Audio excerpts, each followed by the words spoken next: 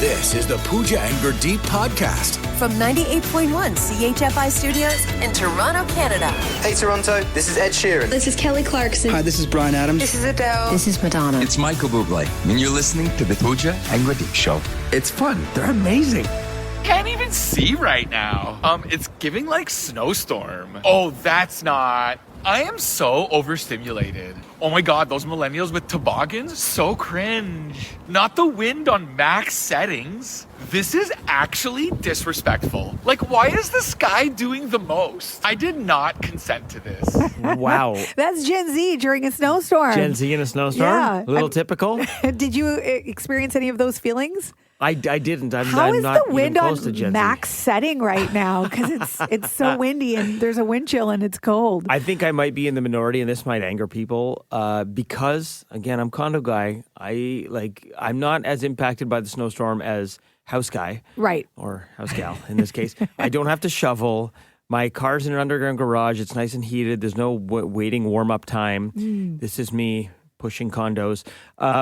I feel like somebody like you, who's condo guy, is like you're not that far off from shorts guy.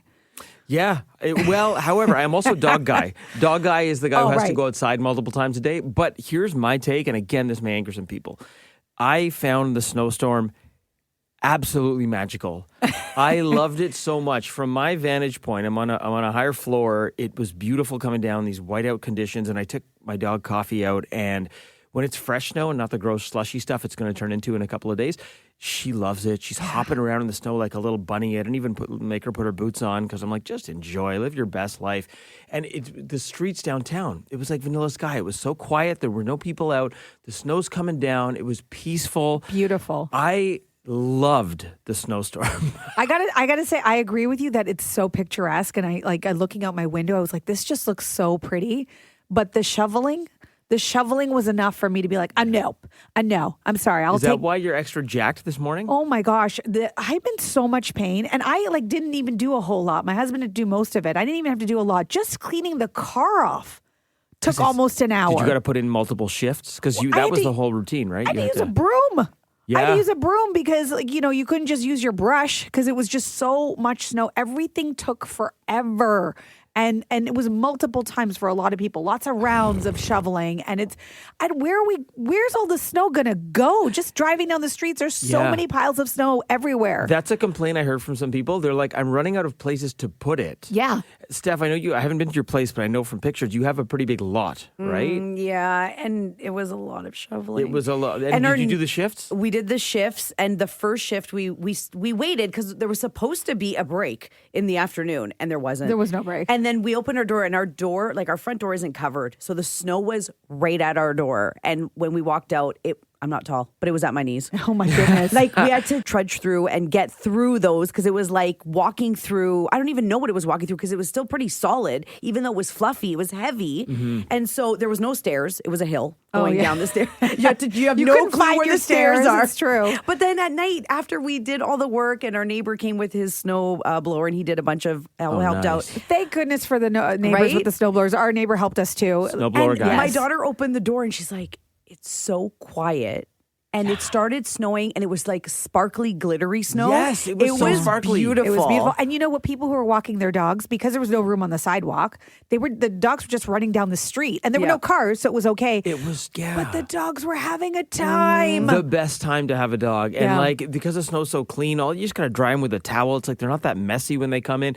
And shout out to Instagram because, man, their algorithms are good. All I got was dog snowstorm video. It knows me so well. It knows that we're in a snowstorm. Yes. It knows I love dog content.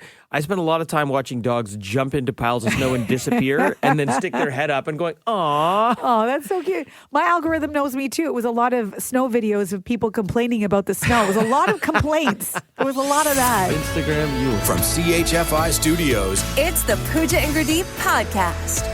What is Chandler Bing's job? Oh gosh, this has something to do with numbers and processing. Well, he carries a briefcase. 10 seconds, you need this or you lose the game. It has something to do with transponding. Oh, he's a transmonster. That's not even a word. Okay, epic clip. Do you know what your friends actually do at work? You might know their job title. You might be driving going, yeah, he's a such and such, or she does this. But what do they actually do at work? I love that you asked this question because I can't tell you how many people I know where I probably don't even know what they do for a living, or even if I do, it's like a broad title. Like even my husband, who's a lawyer, people are like, oh yeah, like he practices law. I'm like, he's a corporate lawyer, involves corporate stuff. Like, he carries a briefcase. yeah, I can't really explain it. Yeah, I will admit I don't know what most of my friends do. Like I have friends who work in HR. Cool, they work in HR. What does that mean? I have no idea what your day looks like. What happens in your meetings? What do you talk about? What does your job entail? I'll take it a step further. Yeah, your husband, my brother, known this guy for 42 years. He's worked in finance for a very long time. He works for one of the big banks. He's Chandler Bing. I don't know what he does. I know he works in finance. I know he deals with like some high wealth clients or something. There's numbers in a don't, briefcase. I don't know what he does. The banks will always get you. I have lots of friends who work at the banks, and I don't really know what does that mean. I know they're not a teller. Yeah. But that's about it. So how is this? I love this idea so much. How is this for a get-together with your friends? A night where you get together and everyone gets the floor for about 20 minutes or whatever it takes to explain what you actually do for a living. Everyone gets a turn, maybe even put together a little PowerPoint. Ooh. You sit around, you tell people exactly what you do. Is there like a Q&A portion? Because I'll have a lot of questions. There should be. A lot of follow-up questions. Now that you mention it, I actually don't really even know what my sister does. Which You're going to say to me, I don't know what you do. I'm like, I'm your co-host, man. I mean, we don't really have real jobs. It's true. But my sister's a teacher, and she's been a teacher for many years, but she just got promoted, and she has a different job now.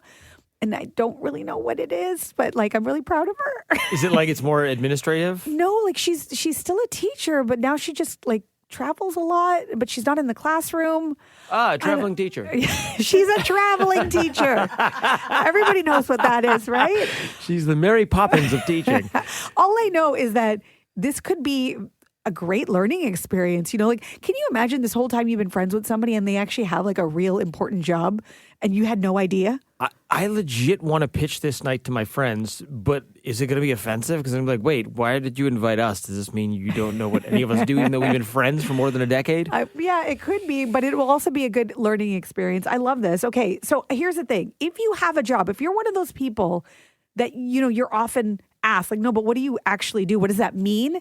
We want to hear from you. Like maybe you can explain to us what your job is. We're going to open up the floor to you. We're going to give you a little bit of time here to tell us what you actually do for a living. Oh, he's a transmonster! That's not even a word! Okay, Shannon from St. Catharines, what do you do? So I'm a utility locator. What is that? does a utility locator do? So Ontario One Call has a number you call when you have to dig, and I find the gas lines, the power lines, and I paint the road and put flags in the ground. So are you that person who comes to my house and like marks it with a bunch of different spray paint colors? Yes. Ah. I have a question for you. Like it might be related to what you do, it might not. You know when you see people, those little like cameras on sticks and they're like taking pictures in an intersection or whatever, like what are they doing? Like what is that? That would be a surveyor. Yeah, what does So that mean? they're using GPS coordinates to find certain points where they need to dig. But that's not your job as the utility locator. You just locate where they dig. Yes. You locate the utilities. I locate the utility so nobody hits it when they're digging. Okay. I think Clear as mud. Understand that a little bit better now. Yeah. Hey, Shannon, thank you, and I hope you feel seen because I bet there's some of your friends who don't know what you do, and now we do. Yes. As soon as I say I put the flags up, they kind of like, oh, yeah, but... oh, no. It's a lot more complicated than that. But Shannon, thanks for the call. Exactly. Thank you. Bye-bye. Bye. Bye. I do understand it better. Next time I see them on my lawn, I'll be like, hello, utility locator. Ah, utility locator. Welcome to the neighborhood. Let's go to CK in Brampton. So what do you do for a living and describe what that actually is? So I'm an athletic therapist. So I rehab injuries, any musculoskeletal injuries. So injuries to the muscles, bones, tissues of the body, basically. Oh. Okay, and what do people sort of incorrectly assume when they hear you're an athletic therapist? So for the most part, they think that I'm a physiotherapist, and I get that. or I just deal with athletes, but I deal with anyone with any type of injury. But for the most part, people think that I'm a physiotherapist, but they're two different. How many people who come to you with an injury have it because of athletics versus they just went to go reach for their phone and threw their back out? Or sneezed. Oh, no, you'd be surprised how much people that I have just sneezing and they threw their back out. Oh, wow. Okay. Yeah, you know what? I'll raise my hand and admit, like, I don't know if I would think I would go see an athletic therapist because I'm not an athlete. I would go to a physiotherapist. Okay. Well explained, CK. Now we know what you do. But that's good. If I go see you, I feel like I'm an athlete. I'm like, yeah, I'm seeing an athletic therapist because I'm too athletic to see a physiotherapist. Exactly, right? It's a win-win. Well, thank you for clearing the air, CK. We appreciate you. No problem. Pooja, both you and I admitted that we don't fully understand what our own siblings do for a living. Yeah. My sister used to be a high school teacher, and then she has this new job now where, like, she travels a lot. I said she's a traveling teacher, so I asked her to send me... Traveling teacher? No, you like said the traveling that. circus. You said that, and it stuck. So I don't want to start calling her a traveling teacher. Nero. Yeah. So I asked her to send me a voice note and just to tell me what she does. So here it is. What job are you talking about? Because as you know, I have many jobs. I'm assuming you're talking about my day job. So I am a regional teacher for the board and I travel from school to school. So, traveling teacher? I'm glad we cleared that up. The Pooja and Gurdeep Podcast. From 98.1 CHFI. The Daily Double. With Pooja and Gurdeep. Okay, we got two stories you need to know. What do you have, Gurdeep? I can't believe I'm actually saying this.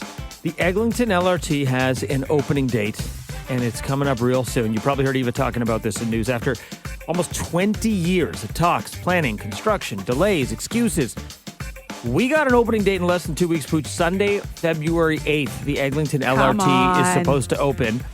Just to give you an idea of how far back this stretches, this was first proposed under the David Miller mayorship. Goodness. David Miller, how many mayors ago was he? Wow. This was supposed to be done in 2020, but 2020 happened. The TTC is going to make a formal announcement this week. To remind you, it's been a while. It's a 19-kilometer line, the Eglinton LRT. It spans 25 stations all down Eglinton. It goes from Mount Dennis in the west, which is like around Weston Road, all the way to Kennedy Subway Station in the east in Scarborough. It'll connect with Kennedy Subway Station. This was brutal for small businesses across Eglinton, many of which had to shut down because customers just could not access them during this construction. The hope is that this thing is going to actually be good and efficient, but here's the cause for concern.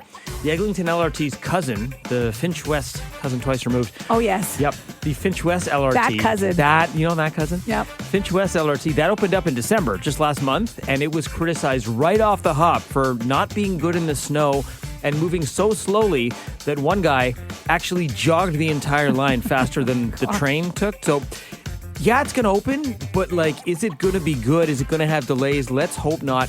I know it's the butt of all jokes, but if this thing actually works and runs smoothly, this will be fantastic for getting people around in a crowded city. I'm going to say, I'm already skeptical of even the 2 weeks. Forget everything else. Me too. And it's just, this is how we've been conditioned, but let's try and be hopeful. Let's be positive. Yeah, okay, what how do you about got? this? So if you say these two words to your kids, psychologists say you should probably stop. And this is what it is. Uh-oh. Good job. What? Yeah. Good job apparently doesn't help raise successful kids. According to Becky Kennedy, a child psychologist, saying good job is a conversation ender. So when your child maybe shows off an art project or comes home with a really good report card and they're looking to you for some validation and you say good job, that's done, right? Okay, you did great, whatever. It doesn't really give them what they want. Instead, they say parents should be building on their child's confidence, and good job doesn't really show interest in them. Instead, we should focus on what they call process praise. So it's more like asking more questions, being more curious, finding out this was your art. What inspired it? Why did you want to do this? Asking more questions to get to know them better, more about the process than the end result. And this, they say, over time will mean that they're not seeking validation from people just to tell them good job or making sure that they're people pleasers, that they learn confidence within because they understand the process that got them there. Okay, so it's like the yes ending of parenting. Yes. Good job is just like it. Yeah. So no pat on the head. and good job, which I have done multiple times to my nephews. Same. Yes, and tell me why you got this 1 C. Let's talk about your one bad mark. Oh, I haven't done that, but I've definitely said good job. I'm going to stop doing that. From CHFI Studios, It's the Pooja and Gurdeep podcast. It's Spouses Day. Spouses Day. Isn't every day Spouses Day? You would think. Maybe it should be. I'm not really sure how you celebrate Spouses Day. I just know that with my spouse, with Paul, I learned something new every day. We've been together for 13 years, and I still am learning things about him. I just learned over the weekend that he accepts all cookies. Sorry, what? You know how when you're on a website and it asks you if you want to accept the cookies or whatever, I hit reject all every time. He hits accept all every time. Why would he do that?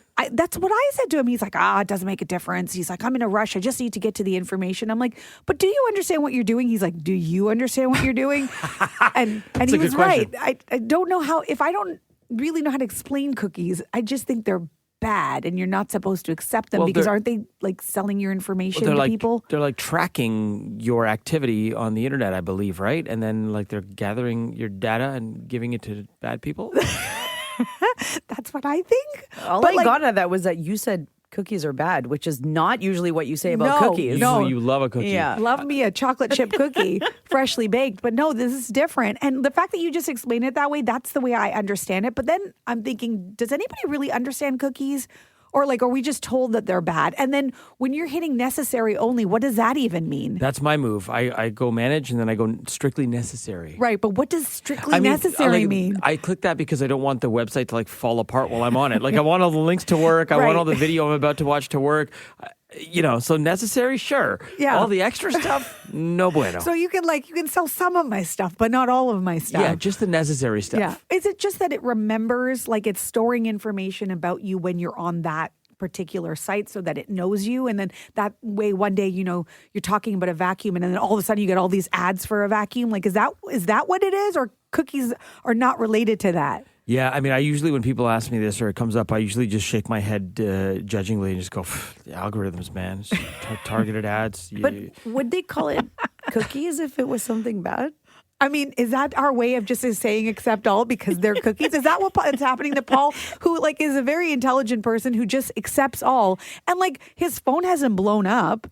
Nothing bad has happened. Okay, I'm going to read you the Google AI overview. Now, it is the Google AI overview, which isn't always right. No. Okay. It's just quick. It's quick. That's what it is. It's quick. That's the best way to put it. Here's what it says. Internet cookies are small text files websites store in your browser to remember information about you, making sites more personalized and convenient by keeping you logged in, remembering shopping cart items, and saving preferences. But they also track your activity, raising privacy concerns as they can be used for targeted advertising and cross-site tracking. So exactly what we said. Honestly, I think more or less we were basically in the ballpark. Yeah. But isn't your phone doing that anyways without you accepting any cookies? That's what Paul said, right? Oh, yeah. We're all screwed already. Yeah, absolutely. Yeah. He's like, this just gets me to the stuff I need to get to faster. He's just embracing it. You know what? He might be selling me on it. I might go from strictly necessary guy to accept all guy. Great. Spreading joy everywhere. The Pooja and Gurdeep podcast.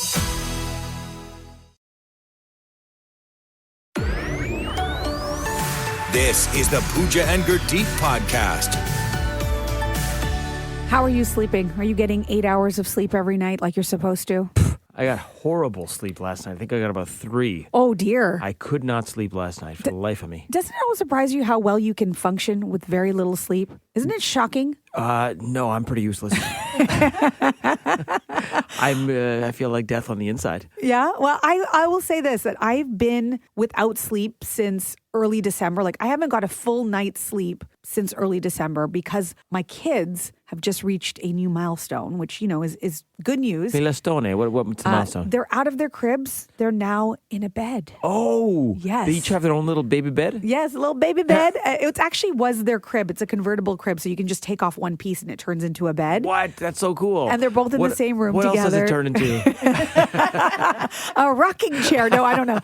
So they're both in the same room, which is great. And I purposely waited until the holidays to do this so that I had the time and the energy, knowing I didn't have to get up at 3 o'clock in the morning to go to work, that, when they leave their beds to come in the middle of the night and say, I'm scared and all of those things, or can I sleep with you, that I was ready to walk them back to their room. Right. So turns out that didn't happen. They have not left their beds. They are too afraid to leave. I don't know what's going on. It's like a jailbreak. Like the bars just came down. They're free, Yes. but there's an invisible force shield. They don't want to. They don't want to leave. They don't want to leave. It's like they're afraid to get out of the bed, even though they can get out of the bed. So I was shocked by that. However, instead, they now call me to come to the room several times in the night. Not just once, 3, 4, like last night was 5 times that I had to go But in. what are they like? What are they calling you So for? I'll come in and she'll be like, Mama, I need you. And It's because desperate. Okay. it's desperate. And because she shares a room with Bodhi, I don't want to wake him up. So I got to run in there quickly. So I'll come in there and be like, what's going on? She's like, I need you to fix my blanket. And I'm like, fix your blanket? I'm like, what's wrong with your blanket? Like, her leg is out of the blanket and I need to now put the blanket over her leg. And I'm like, okay, it's fine. Oh, man. And then an hour will go by and she'll be like, Mama, I need you. And I'm like, what? Well, what happened? She's like, I need a tissue for my nose. I'm like, oh my gosh.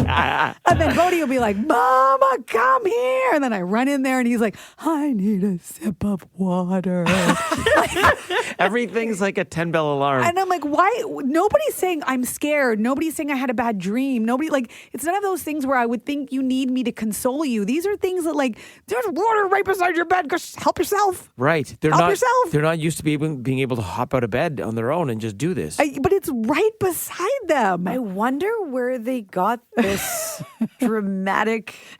Yeah, where did your kids get this sense of? It's so hard to think about where it could come from. But the point is, Didn't you attend a school for dramatic arts in New York? I did. Yeah. I did. But that's not the point. The point is I'm not sleeping and I don't know how to fix this, because if I tell them not to call me anymore, then what am I teaching them? That when they need me, I'm not there. I don't want to teach them that. But at the same time, how long can I do this? Steph, I mean, I have no idea. I'm not a parent to a human. When does this end? Well, my kids did the same thing until they even got into their regular bed, because then the crib turns into a normal bed. It's like the headboard and the footboard. Yeah, I know. Where do you get all this Transformer furniture? This is the coolest thing ever. I want this. I want my bed to turn into a car. I don't know why they felt like they couldn't get out of bed, but my kids were not crying about it. They would just be really quiet. They'd be like, Mama, right, I have to go to the bathroom. Mama, I'm awake. And they wouldn't even get out of their bed when they were awake. And I guess I didn't mind it because it wasn't so dramatic. I don't know what you do. And guess what? If you don't answer, it turns into,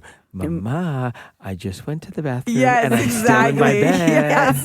Yes. And that's what I'm worried about. So no sleep for me. Got it. And just want to know if you have some advice of am I doing the right thing? Am I doing the wrong things? Or some tips, tricks? Okay, so a lot of content coming in here. Janet from Shelburne texting and saying, Pooja, I feel your pain. I live with my daughter and her family. My grandson will wake me several times during the night for, I can't find my car. I'm thirsty. I need to use the washroom. I had a scary dream.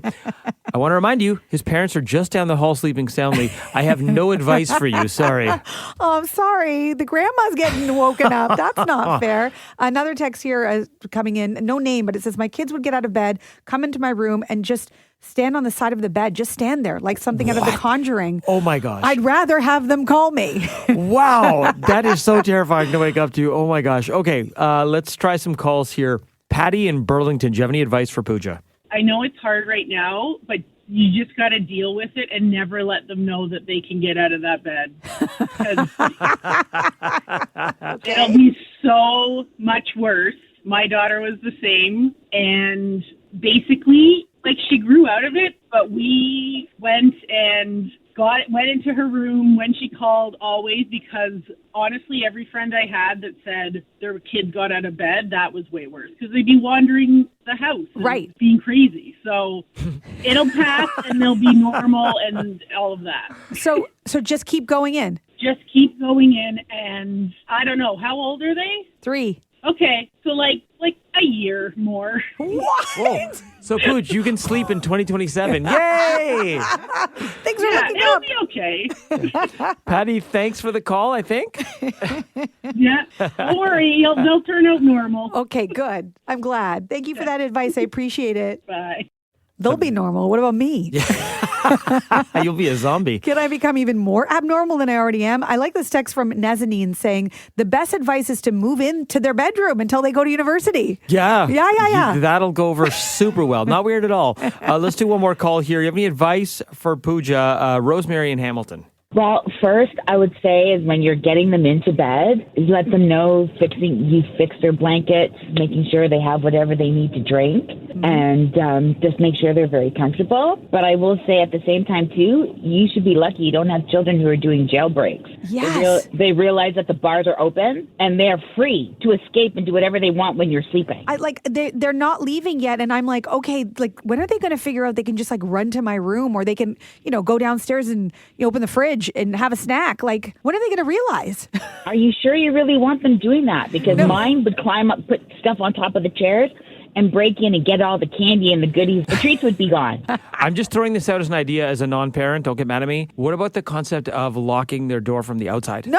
So that they try to get out of bed and then they try to leave the room and they can't. No, that's a fire Wow, hazard. okay, everybody. I said don't get mad at me. I said don't get mad at me. I said I'm not a parent. You guys all jumped on I me. love it though. It is a fire hazard. It is illegal. Yeah. You know what? It's just going to take time, and just remind them. I like that. That when they realize that they can escape, it's going to be a whole new world for you. Oh, When you dear. go looking for stuff, find wrappers and juice boxes stuffed in the couch. Oh, dear. So count your blessings, girl. Count your blessings. Okay. Thanks, Rosemary. Thanks, Rosemary. Oh, you're welcome. Bye-bye. Have a great day. Bye. From CHFI Studios, It's the Pooja and Gurdeep podcast the Daily Double. with Pooja and Gurdeep. All right, so we got two stories you need to know. Pooja, what you got? So, this Valentine's Day, forget red roses. Oh. Okay. That was so last year. Are we forgetting chocolate too? Are you Yeah. just banishing all things Yeah, actually. This year, it's all about sunflowers? no, Oh, okay. but you could try that. Yeah. Black roses. Oh, that's the thing. Black roses. According to the Valentine's Day 2026 Trends Report, yes, there is a Valentine's Trends Report. That's a real job. Yeah. for someone? Apparently, searches are up for black roses. It jumped 50% compared to the yearly average. They think it's because people are starting to think outside of the box. And, when it comes to gifts, not doing the typical thing. When it comes to gifts for him, for instance, maybe not black roses, but think luxury decanter and unpredictable color schemes. What? How do you give someone unpredictable color schemes? Just throw a bunch of paint on them? You're like, here, Valentine's Day, what's the color that's predictable? Red, pink, white, purple, none of those colors. Do the opposite of that. So this is going full Costanza, basically, doing the Yeah. opposite of every instinct you've ever had. Yeah. Is it black rose just because we're living in dark times? You know what? That does explain a lot. Yeah. Yeah, that could explain a lot, actually. I think Who that- needs a trends report? Yeah. Just watch the news. Yeah, I could have done that for you for free. Yeah. What do you got? Okay, I got this. Netflix has entered the chat. Oh. The podcast chat. What? That's the best intro I could come up with. I'm sorry. So Netflix is getting into the podcast game.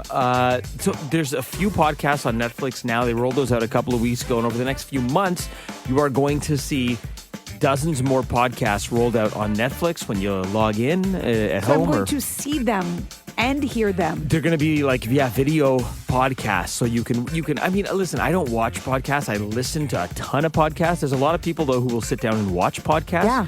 So Netflix is getting into this. Some of the podcasts they're scooping up don't necessarily have a video component yet, so they're going to have to sort of add that. These are shows that maybe have been popular on YouTube or other platforms, and Netflix is buying them up. They've already got some hit shows, including Pardon My Take, My Favorite Murder, which is a big one, and The Breakfast Club. You'll see those added to Netflix in the coming months. This is a major moment for Netflix. It continues to dominate sort of all forms of media, but this is even bigger for the podcast industry. Look, the reality is Netflix is now mainstream media, right? Mm-hmm. They are the largest streamer. So if they are getting into the podcast game and being a major buyer, this is potentially great news for up-and-coming podcasters or podcasts that are sort of caught fire and are taking off. Will this work? I don't know. For now, this is an experiment.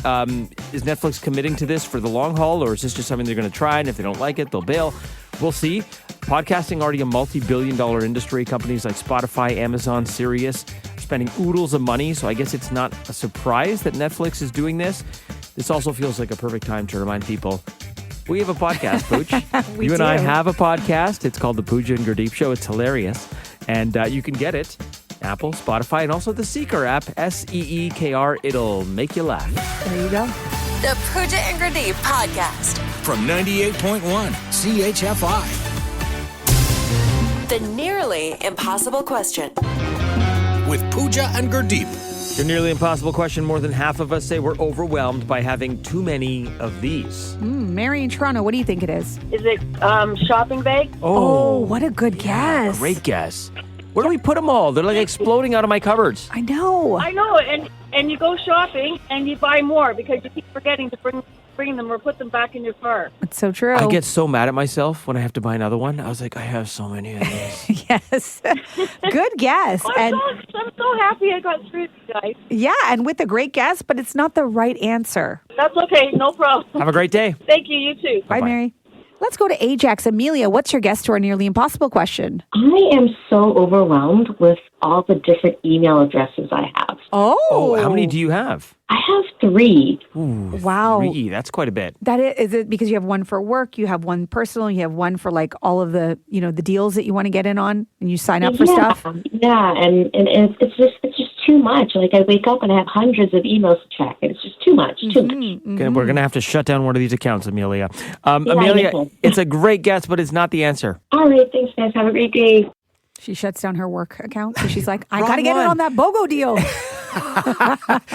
More than half of us say we're overwhelmed by having too many of these. Nicole in Orangeville saying Tupperware containers. Oh, okay. That's a good one. That's a good one. Michelle in Colborne saying apps on your phone. Ooh, okay. Michelle in Colborne, we love hearing from you. It's not apps on your phone, but you are by far the closest because here's the hint. It is something on your phone. The nearly impossible question. With Pooja and Gurdeep. Here it is. More than half of us say we're overwhelmed by having too many of these. We gave you a hint saying it has to do with your smartphone. And Shanika from Etobicoke texting saying, is it the reminders or the alarm clocks that you have on your phone? Oh, yeah. I got lots of those. That's not the right answer. Debbie in Stony Creek, what do you think it is? I'm going to guess pictures on your phone. You got it! Yay! How did you know that it's pictures on your phone? Well, I'll be honest, I kind of chimed in during the process of doing the answers, and I heard email addresses, I heard the apps on the phone, and then your big clue gave it away when it said it has something to do with your phone, and I'm in a predicament where I have too many photos and don't know how to get rid of them or clean them up. Yeah. It's because we all take 10 when we're trying to get one now, and that just adds up over time. Yeah. It's like compound interest. Debbie, you nailed it. Thanks for playing. Have a good day, guys. Bye. Thanks for listening to the Pooja and Gurdeep podcast. Listen to Pooja and Gurdeep live weekday mornings from 5 to 9. Only on 98.1 CHFI. Toronto's perfect music mix.